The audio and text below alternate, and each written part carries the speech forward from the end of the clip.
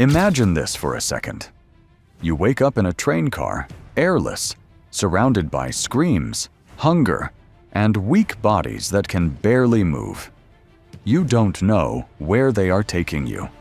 You don't know why you are there.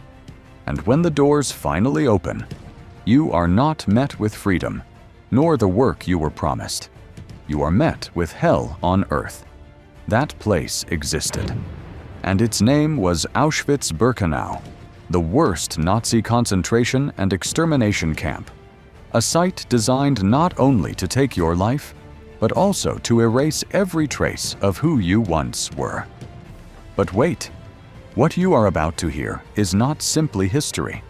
It is one day in Auschwitz, told as it was lived by those who entered and almost never left. Before we begin, please be advised that this content is strictly for educational and informational purposes. Our aim is to present this historical narrative with the utmost respect and accuracy, honoring the gravity of the events and the memory of all victims. The train stops. Outside, the night smells of smoke and ash. No one knows what is happening. The doors burst open, and German soldiers scream in a strange language. Dogs bark. Lights glare in the darkness. Men, women, and children slowly climb down, stumbling onto the gravel. No one understands a thing. And suddenly, the selection begins. A simple wave of an officer's hand decides your fate. Right or left. Life or death. A 15-year-old boy lies, claiming he is 18, and manages to pass. Another, with barely a tremble in his leg, is sent to the wrong line, unaware he is heading straight to his death. Mothers separated from their children. Husbands parted from wives. No one can resist. The blows fall instantly. The lines move fast. And what seems like a simple division of groups is actually the first filter of the extermination machine. Those who appear strong are sent to work. The rest are promised a bath, a hot shower, a new beginning. But it was a lie. They are led into a brick building, clean, silent. From the outside, it looks like a shower room. Inside, there are pipes, even towel racks. A complete deception. The doors close, and through openings in the ceiling, small pellets of Zyklon B fall. Upon contact with air, they convert into a lethal gas. First, the coughing, then the screams.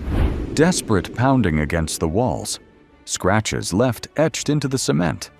Minute by minute, the air disappears. In 15 minutes, absolute silence. From outside, the soldiers watch through a peephole. They time it. They take notes. They wait for it all to end. Then, they ventilate the room and open the door. The most horrific job falls to other prisoners, the Sonderkommandos. They must drag out the bodies, cut their hair, pull out gold teeth, and then take them to the ovens. They did this knowing that in a few weeks, they would meet the same fate. Because in Auschwitz, death did not rest. The crematoria ran day and night, non-stop.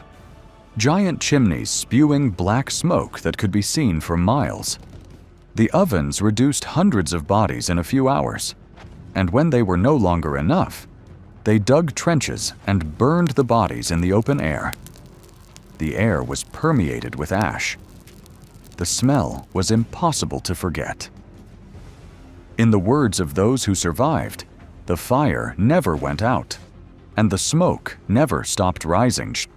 The most terrifying part is that even within that hell, there was room for the experiment.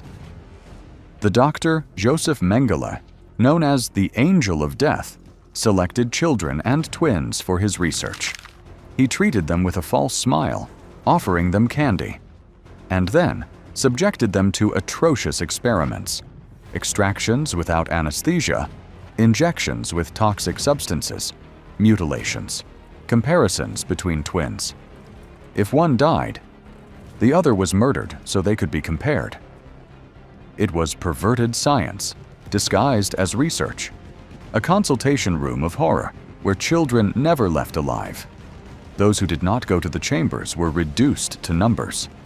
Their hair was shaved, their clothes were taken away, a code was tattooed on their arm. The name disappeared. The identity was erased. Only a number remained, and the obligation to obey. Daily life in Auschwitz was an unending sentence.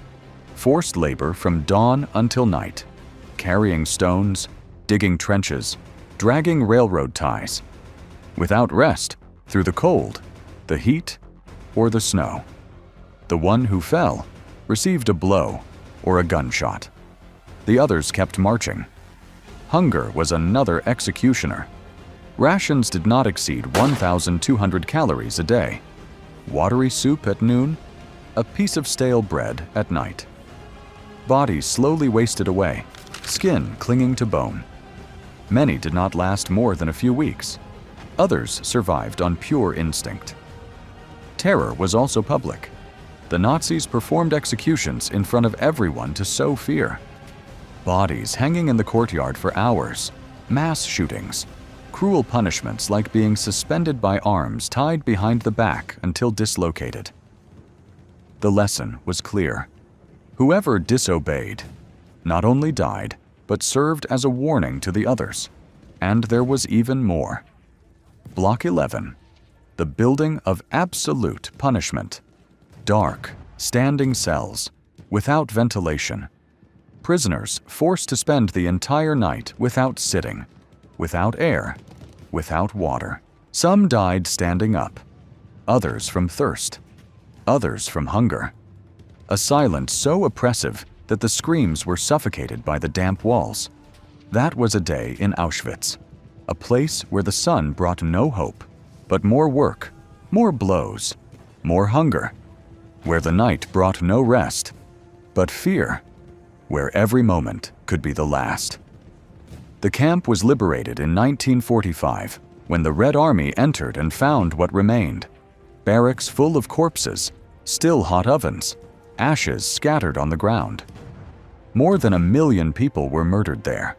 Jews, Roma people, political prisoners, homosexuals, captured Soviets, and many others whom the regime considered undesirable. Auschwitz was not an accident. It was designed to destroy lives methodically, coldly, and calculatedly. A space where every brick, every fence, and every chimney was conceived to erase the human. And although today only ruins remain, that place still speaks to us. It reminds us of the extent of cruelty, and it warns us of what happens when humanity decides to look the other way. Because one day in Auschwitz was enough to lose everything. Your name, your freedom, your family, and even your own life. Auschwitz was not just a place, it was the darkest proof of what humanity can do when it loses all compassion. One day there was enough to destroy an entire life. Today, those ruins still stand, not merely as a museum of horror, but as a warning.